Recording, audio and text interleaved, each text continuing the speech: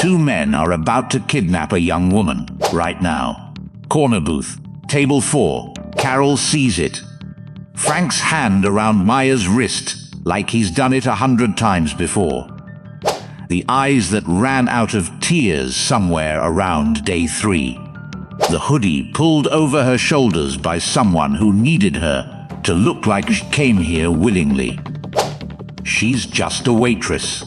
36, single mom, 40 minutes from the nearest deputy on a Friday night in Flagstaff, Arizona. One shot, that's all she has. So she picks up the coffee pot, hands completely steady, walks past that booth, and lays a folded napkin on the window table without breaking triangle. Fold. Tuck. 14 minutes later, Dale Stoneback Harker, president of the Hells Angels, walks through that door. What he did when he sat down across from Frank Dellinger, nobody inside Hollow Creek Diner has ever forgotten. This is Heart Tales. Stay with me. One question: what was on that napkin?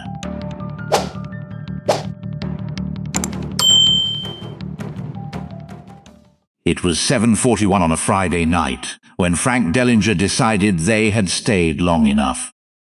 He leaned across the table.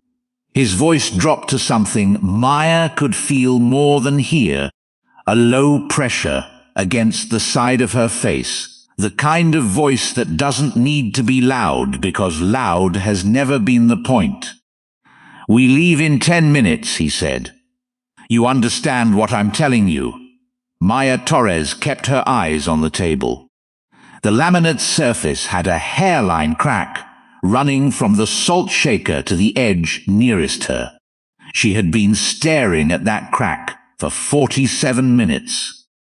She had memorized its shape the way you memorize things when you have nothing else to hold on to, when the world has been reduced to the 6 square feet of a diner booth, and the only thing standing between you and what comes next is the ability to stay very, very still. She was 20 years old. She had been missing for 11 days. Roy Sutter shifted in the seat beside her. He was the quieter one, the one who watched the room the way a man watches a room when he has already calculated every exit and decided none of them are problems. He had positioned himself on the outside of the booth from the moment they sat down, between Maya and the aisle, between Maya and the door. That was the calculation. That was always the calculation with these two. Every position, every choice, every word, made with the same cold architectural logic, close every exit before she knows she's looking for one. 11 days had taught Maya how they thought. It had also taught her something else. Carol Whitfield came out of the kitchen and began walking her way down the counter, refilling mugs without being asked, the way you do after 9 years on the same shift when you know what every regular needs before they know they need it. She had a small tear near the toe of her left sneaker, dark circles that concealer couldn't fully address. A daughter at home with the neighbor across the hall, the one who kept a key for exactly these Friday nights. Carol was not a police officer. She had no weapon, no radio, no backup 30 seconds away. What she had was 9 years of watching people come through that door. She refilled Pete Garland's mug at the end of the counter. Retired schoolteacher. Black coffee every Friday since before Carol could remember, and let her eyes run the room. The same quiet inventory she ran every few minutes without thinking about it. Booth 1, booth 2, 3. The couple by the window, who always split a slice of pie. The man in the corner reading the same newspaper he'd been reading for an hour. Table 4. The girl was 20, maybe 21. Dark hair pulled back. A grey hoodie, 2 sizes too large. Sleeves pulled down over her hands even though the diner was warm. a backpack against the wall that she kept her feet pressed against. The way you press against something that belongs to someone else because someone told you to, and not pressing against it has a cost. The two men with her had ordered without consulting her. That was the first thing Carol noticed. She moved on, refilled the mug at the counter, came back around, looked again. The girl's hands were flat on the table, completely flat, fingers pressed together. The way you hold your hands when someone has told you to hold them that way, and you have been holding them that way long enough that you no longer think about it. It has become the shape of your body in this situation, the shape of someone who has learned to take up as little space as possible. Carol set the coffee pot down. She had seen hands like that before, not from a textbook. From a bathroom floor in Tucson 15 years ago, when she was 21, and the man she thought loved her had made very clear that the deadbolt on the apartment door was not there to keep other people out. 4 months. She got out. She rebuilt, piece by piece, over years, in a town where nobody knew her history, and she could choose what to carry and what to leave behind. She never forgot what those hands looked like. Stay with me. Because what happens in the next 6 minutes is the part that matters, and you need to understand what Carol was carrying before you can understand what she did with it. Frank Dellinger was looking at his phone. His thumb moved across the screen with the unhurried confidence of a man who believed nothing in this room could touch him. Roy had his eyes on the parking lot window. The girl sat between them like something that had already been decided. Carol had a window of maybe 4 seconds. She picked up the coffee pot, walked to the window table near the front, the one closest to the parking lot, visible from Route 89, visible from the road. She set down a small folded napkin at the edge of the table, refilled the salt shaker that didn't need refilling, and walked back to the counter without breaking her stride. Triangle, fold, tuck. Frank never looked up. Across the room, at the table nearest the door, a man in a worn leather vest looked at the napkin. He had been there for 22 minutes. Black coffee, pot roast gone cold, same table, same order, every Friday. Carol had stopped putting a menu in front of him 3 years ago.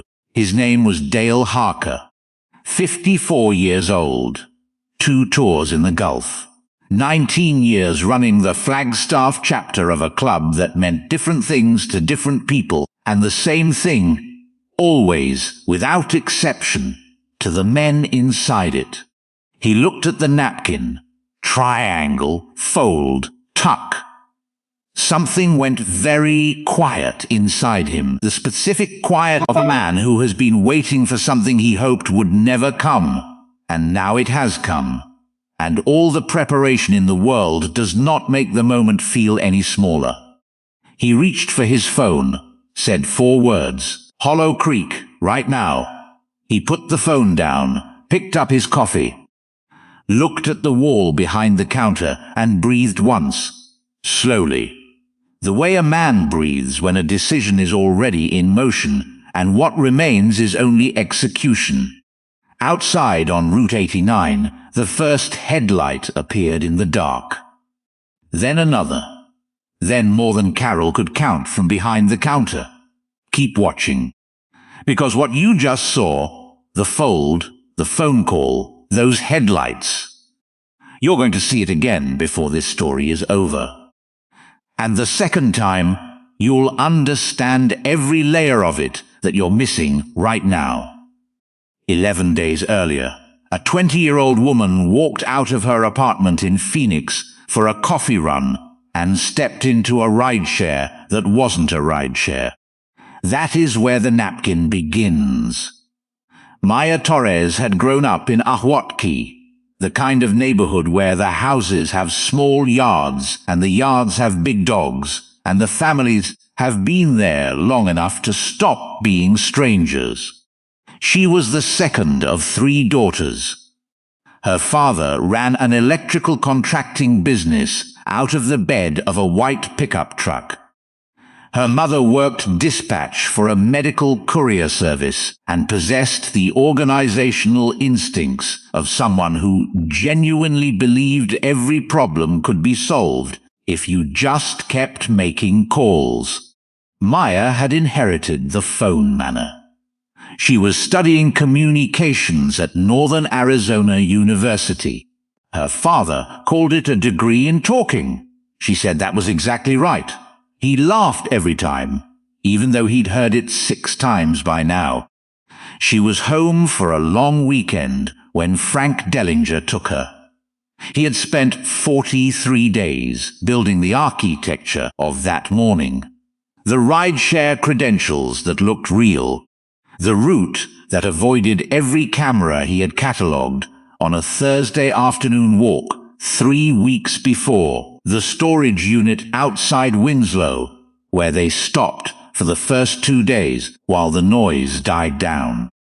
The sequence after that, north to Williams, west on 40, into Flagstaff on night, staying off the main arteries, eating in places where people minded their business. Frank Dellinger had done this before. That was the thing most people spent their whole lives not understanding about men like Frank. They were not impulsive. They did not act out of rage or desperation or the momentary failure of ordinary self-control. They were patient and methodical, and they planned the way architects plan, accounting for load-bearing details, contingency routes, structural tolerances. They had a logic so cold and complete that it looked, from the outside, like calm. The only thing Frank had not accounted for was a waitress with 9 years on a Friday night shift and a fold she had learned on a Tuesday afternoon and hoped she would never need. Maya spent the first 2 days in that storage unit trying to stay calm. She focused on details, memorized license plates, counted turns, kept a mental record of every stop, every route change, every conversation she was not supposed to hear. She told herself, "You are gathering information. Information is power. Power is what you need right now." By day 4, she had stopped thinking about power and started thinking about survival. By day 7, she had stopped thinking about survival and started thinking about her mother's face. Her mother's face the way it looked when Maya called home on Sunday nights. The specific expression of a woman who had worried about her children every day of their lives and had learned to wear it quietly, like a layer beneath everything else, so it didn't crush the ordinary joy of ordinary moments. That expression would be on her face right now, except the ordinary joy was gone. Only the worry remained undiluted, running without a bottom. Maya Torres was not going to let her mother spend the rest of her life with only that. She started watching Frank and Roy the way they watched her. Not obviously, slowly, learning the rhythms the same way they had learned hers. When Roy got distracted, when Frank's attention shifted, which exits they clocked automatically and which ones they had already decided weren't viable. And on the 11th day, in a diner on Route 89, with a hairline crack in the laminate, running from the salt shaker to the edge of the table, she watched the waitress pick up the coffee pot and walk past the booth. She watched the napkin land on the window table. She watched the woman's hands not shake. Something moved inside her chest. A word she hadn't let herself think for 11 days, because thinking it made the distance between where she was and where she needed to be feel unsurvivable. Help. She looked up, just once, directly at the woman behind the counter. The woman did not nod, did not smile, did not do anything that Frank or Roy could read. But she held the look for 1 second longer than a waitress looks at a table. Maya lowered her eyes back to the hairline crack in the laminate. She moved her left hand, slowly, almost imperceptibly, flat to the edge of the table closest to the window. The way you place a hand when you are trying something without saying it. Carol saw it. Maya sat still, kept her hands flat, breathed, and waited.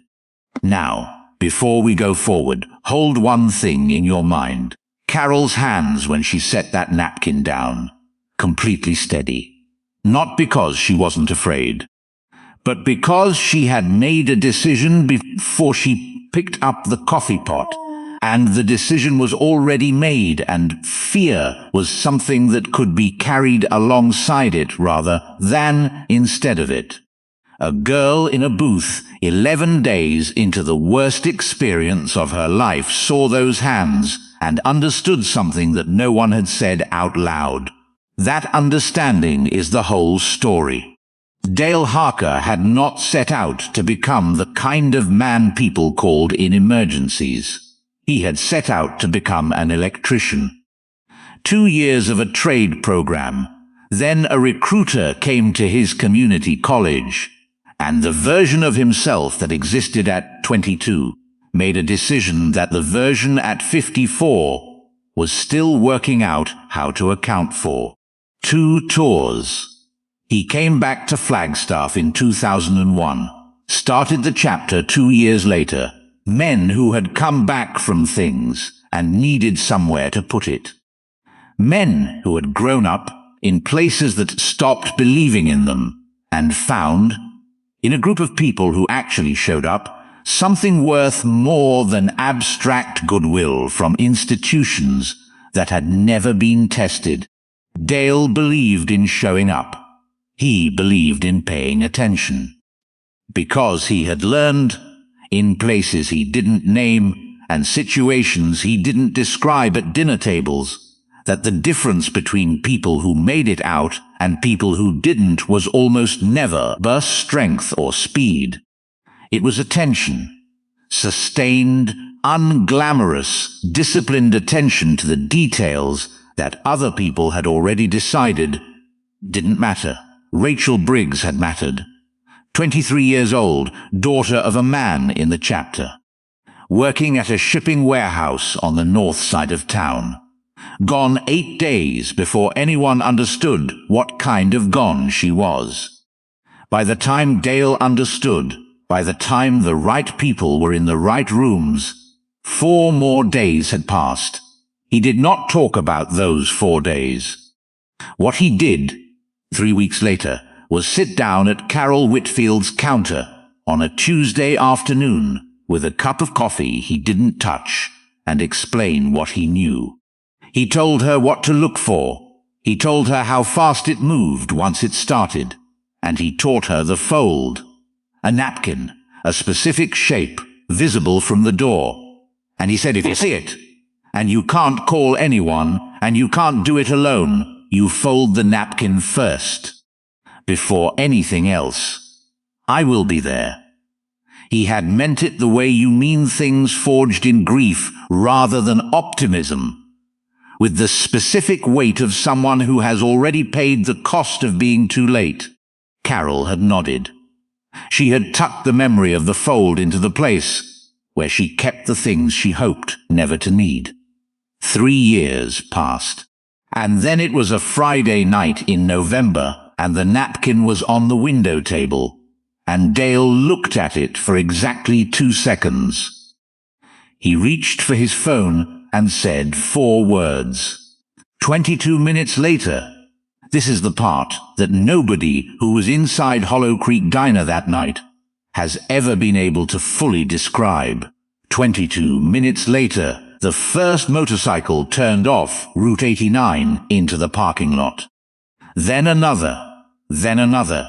They came in single file, engines dropping from highway pitch to a low idle as they turned, one after the other, filling the lot in a slow arc that covered every exit, every angle, every path between the front door and the road.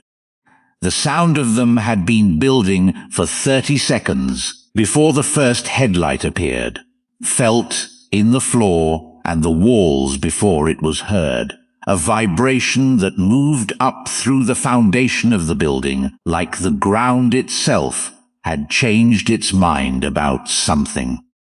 22 bikes, 22 engines. Then silence, all at once. The silence after was larger than the sound had been, heavier, filling the cold November air the way water fills a vessel and then keeps filling it past the point of capacity. Inside the diner, 3 people heard it and understood exactly what it meant. Carol, behind the counter, felt something in her chest loosen for the first time in 47 minutes. The specific release of a person who has been holding a door closed with their body and has just felt someone else's hands reach for the other side. Maya, in the corner booth, heard the engines die and felt a physical sensation she would later describe to her mother as, like someone opened a window in a room I didn't know was sealed. Roy Sutter looked toward the parking lot window. The calculation behind his eyes shifted.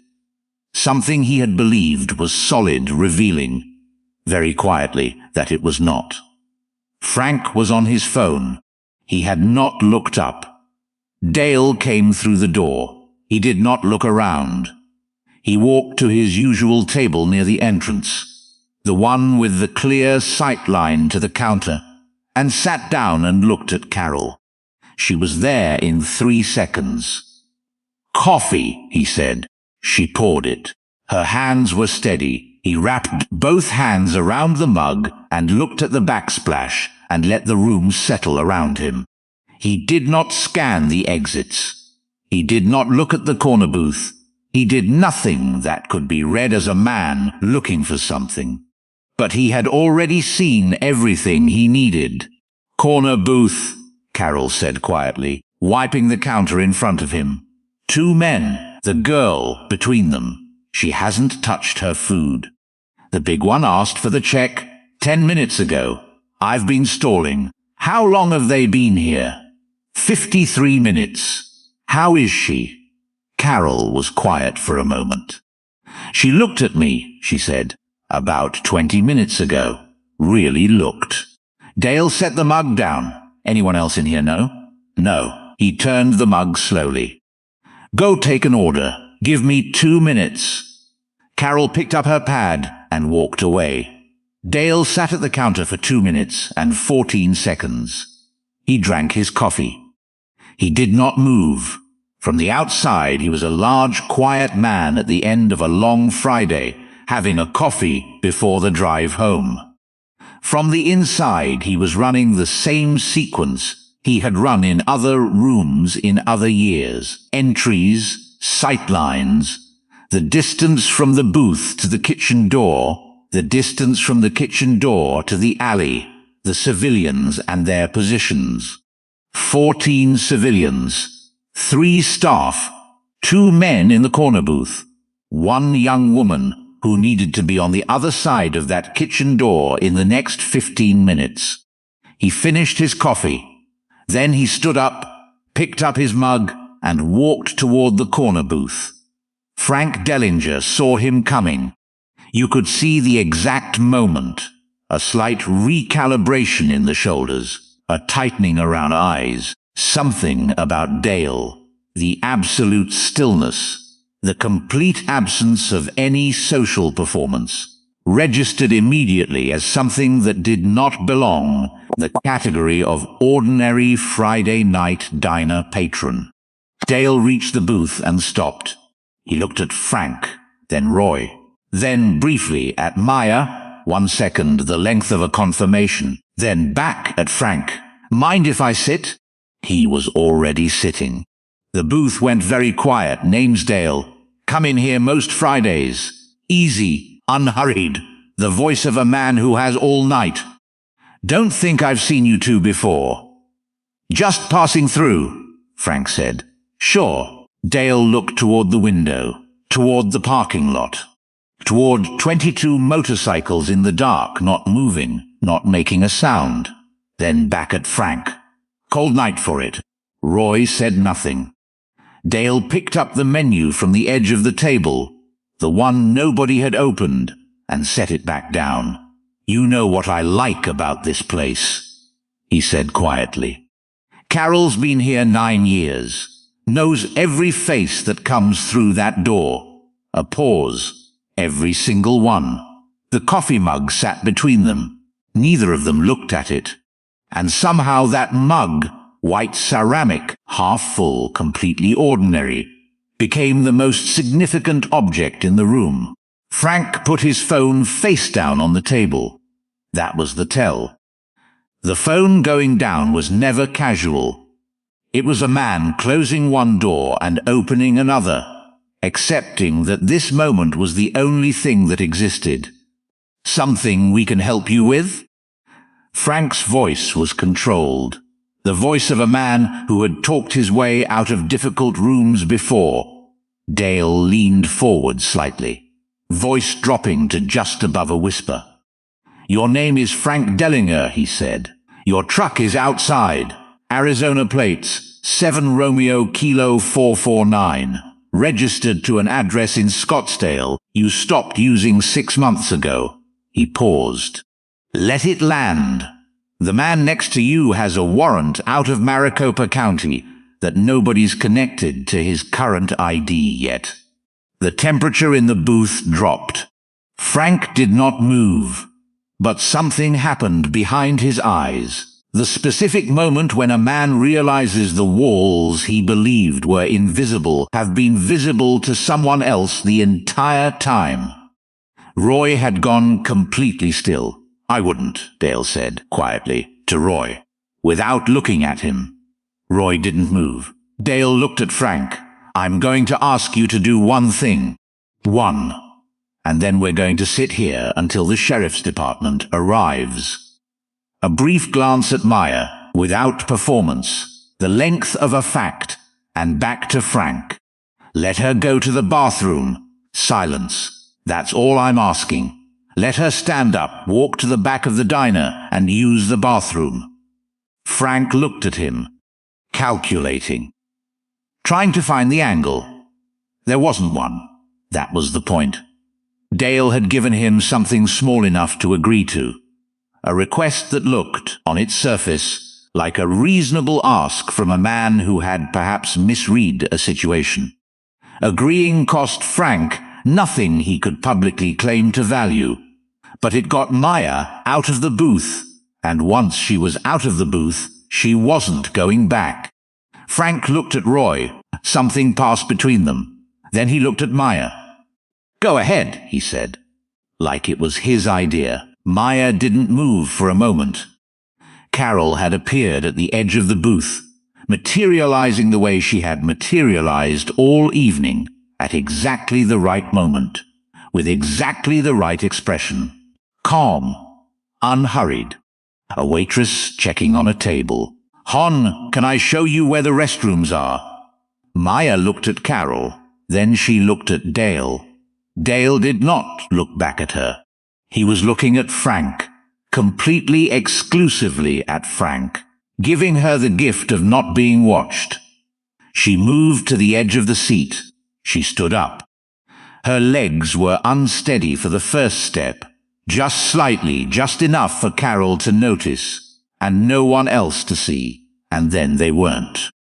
Carol fell into step beside her, close but not touching, moving at the same pace, toward the back of the diner. Dale kept his eyes on Frank Dellinger. Frank kept his eyes on Dale.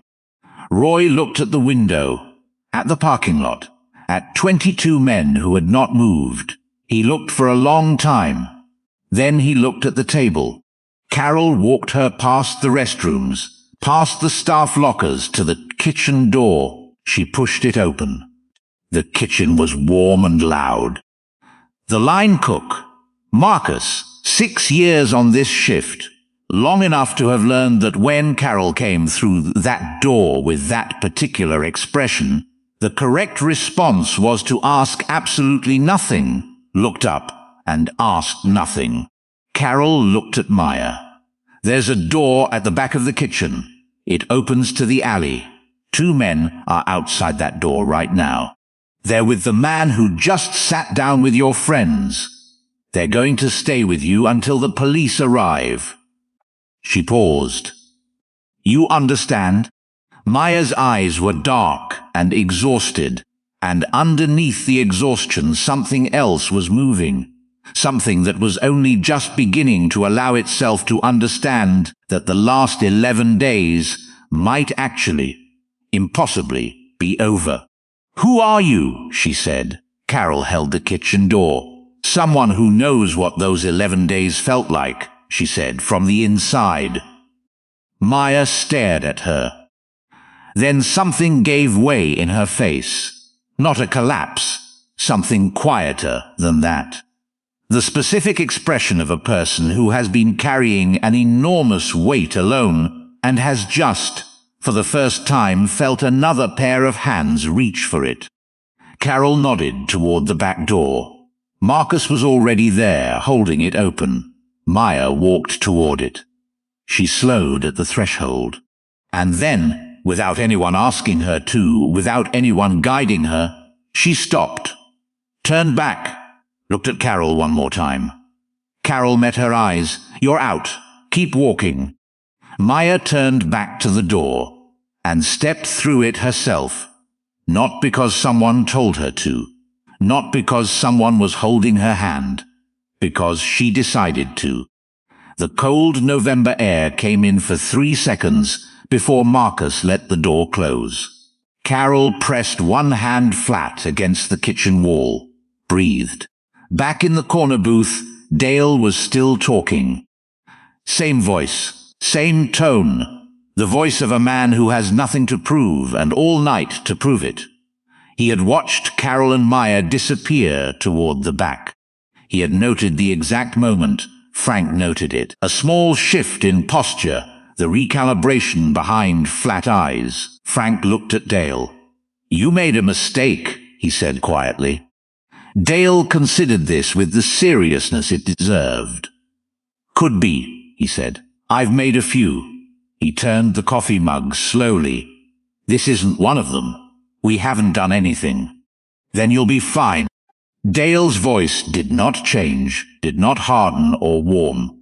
It stayed exactly where it had been, level, unhurried, immovable as the mountain outside town. He leaned forward one final time, voice dropping to a register Frank would not forget. I want to be very clear, Dale said. The people who sent you here already know this operation is over. They knew before you sat down in this booth. The question you should be thinking about right now is not how to get out of this diner. He paused. It's how to make the next conversation you have with a federal agent go as well as it possibly can. The silence in the booth was total. Roy Sutter had stopped looking at the window. Frank Dellinger had stopped looking at anything. Dale picked up the menu, set it down. Sheriff's Department is about 8 minutes out. You want more coffee while you wait? Nobody answered. Outside on Route 89, the first red and blue lights appeared in the distance. Dale saw them through the window. Said nothing. He picked up his mug and finished his coffee.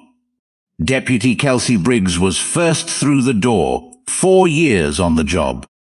She came in with her hand on her belt and her eyes moving fast, trying to read a situation that had been called in as a possible abduction at a diner on Route 89, which was not a scenario the Academy had covered in depth.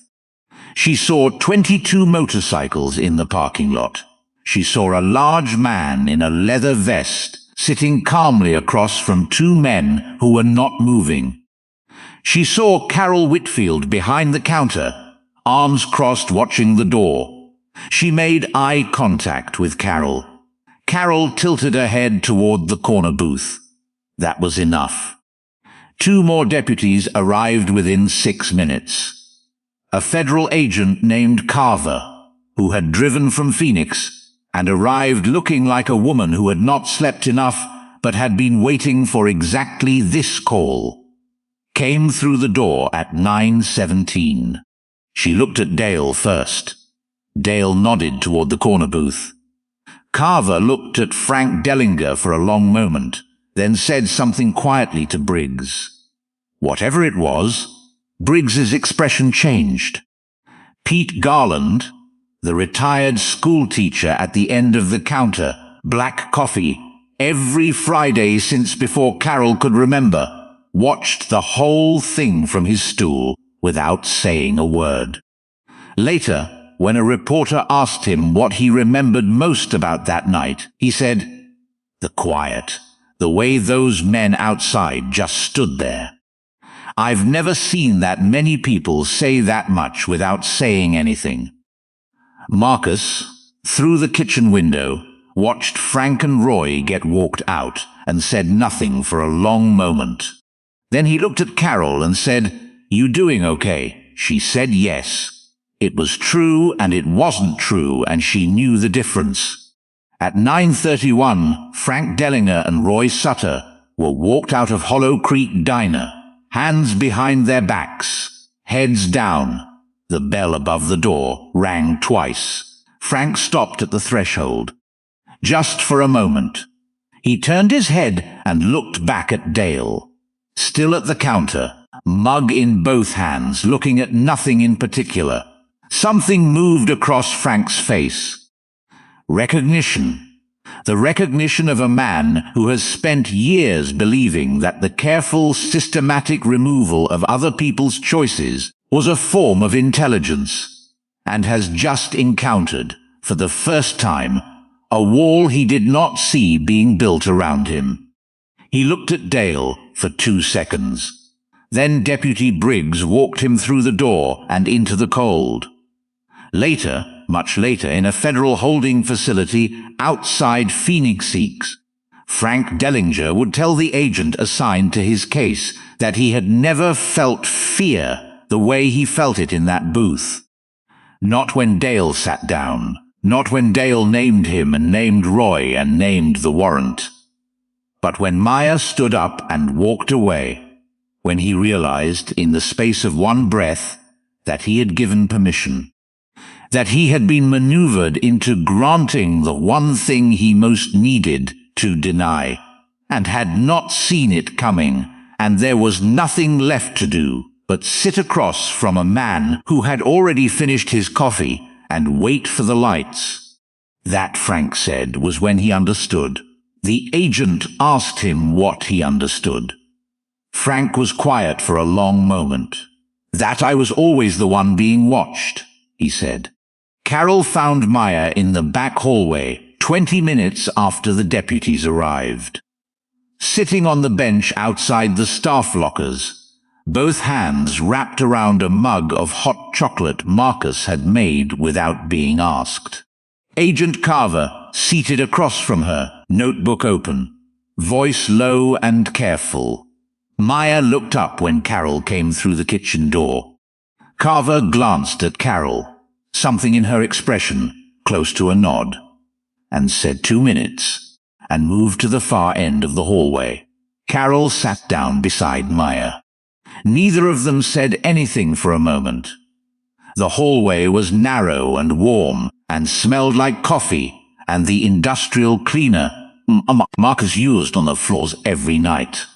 Through the wall, the diner was running again. Voices, cutlery, the coffee machine doing its particular thing, normal sounds. Ordinary sounds. Carol had never been so grateful for ordinary sounds. "Maya," she said, "just the name." Maya looked at her mug. "How did you know?" she said. Her voice was steadier than Carol had expected. "How did you know what was happening?" "Your hands," Carol said. "The way you held them flat on the table. The way you didn't order for yourself." A pause. The way you looked at the door like you'd already decided it wasn't an option. Maya absorbed this. Most people wouldn't have noticed, she said. Most people haven't needed to, Carol said. A longer silence. The specific kind that exists between two people who have understood something about each other that is beyond the reach of anything more elaborate. I stopped believing anyone was going to come, Maya said. After day 4, I stopped. Carol looked at her own hands. She said. 2 words. Nothing else. But Maya looked up when she heard them, really looked, the way she had looked across the diner earlier, and something passed between them that was beyond language. Your parents know, Carol said. Agent Carver called them 40 minutes ago. Maya's face changed. Something that had been held in place for 11 days by will alone finally felt the weight of not needing to be held anymore. She pressed her lips together, looked at the ceiling, breathed. Carol didn't put her arm around her, didn't say anything else. Just sat there on the bench, present and still, the way someone had not sat with Carol when she was 21 and needed exactly this. After a moment, Maya looked back down at her mug. Thank you, she said. Carol shook her head. You walked out that door yourself, she said. I just held it open. Dale was in the parking lot. Carol found him 40 minutes later, after her statement, after the last deputy had gone, after the diner had slowly returned to something resembling itself. The remaining customers had finished and left, with the slightly dazed expressions of people who had witnessed something they would be trying to describe for years without ever quite capturing it. Flagstaff in November, clear and cold, and the stars from one edge of the world to the other. Carol walked over and stood beside him. Neither of them spoke for a while. The other bikes were gone, dispersed the way they had arrived, one by one back onto Route 89, until the parking lot was a parking lot again. She's okay, Carol said. I know. Carver thinks it connects to something larger. Out of the valley, she said. Dellinger had been on their radar for 7 months. Dale nodded slowly. Carol looked at the side of his face in the darker. You're thinking about Rachel, she said. It wasn't a question. Dale was quiet for a long moment. Rachel, he said. Just the name. The way you say a name when it is the only thing left to give. Carol looked up at the stars. She'd have been 26 this year, Dale said. I know. A semi rolled past on Route 89, headlights sweeping the lot, and then it was gone, and the dark came back, and the stars were still there. You did good tonight, Dale said. Carol thought about Maya's hands flat on a table, about a grey hoodie 2 sizes too large, about a young woman stepping through a kitchen door on her own 2 feet, and deciding in that specific, private, unwatched moment that she was going to keep moving. She did good, Carol said. Dale looked at her for the first time since she'd come outside. Then he looked back at the sky. Yeah, he said quietly. She did. 3 weeks later, Carol received a letter. Phoenix postmark. No return address. Inside, a single index card. 4 words in careful, even handwriting. I remember your hands. Carol read it twice. Stood at her kitchen counter for a long moment. Then she opened the drawer beside the stove. The one with the rubber bands and the spare batteries and the things that didn't have another place to go. And she put the card inside. Then she went to make coffee. Because that's what you do. You keep going. You show up for the next shift. You watch the door. You carry what you've been through, instead burying it, because the thing you've been through is exactly what makes you able to see what someone else is going through right now. People ask what courage looks like. They imagine it as loud. Something that announces itself with certainty already intact, soundtrack included. But the courage in this story was a woman picking up a coffee pot with steady hands while her heart was hammering against her ribs. A fold that took 3 seconds. A man who finished his coffee before he stood up.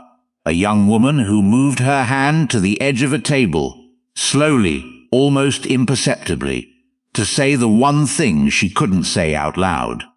That is what steady hands teach. That fear and decision can exist in the same body at the same time, that you do not have to stop being afraid in order to act. You only have to pick up the coffee pot. That is what dignity looks like under pressure. Quiet, deliberate, irreversible. One person paid attention. One person showed up. And the thing that was about to become permanent didn't. If you or someone you know is in danger, the National Human Trafficking Hotline is available 24 hours a day, 7 days a week. The number is 1-888-373-7888. It is free. It is confidential. You do not have to be certain. You only have to make the call. If something in this story stayed with you, a moment, a detail, a feeling you can't quite name, tell me about it in the comments. I read every single one. And I want to know which part hit you hardest. If you're new here, welcome. Heart Tales is where stories like this live. Stories about ordinary people doing extraordinary things in the quietest, most human ways possible. Hit subscribe so you don't miss the next one. And before you go, there are 2 more stories waiting for you right now on your screen. I think you'll want to stay. Thank you for watching. Thank you for caring enough to make it to the end. That matters more than you know.